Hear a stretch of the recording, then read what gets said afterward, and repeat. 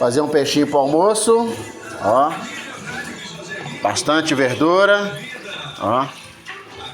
Pimentão, cebola, tomate e cavalinha. Fazer a cavalinha inteira na panela de pressão.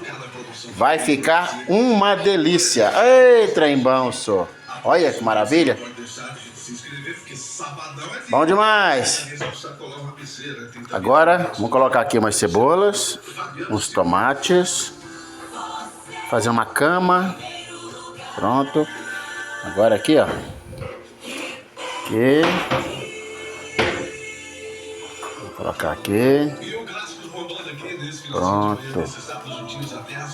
Aí. Agora vai mais cebola.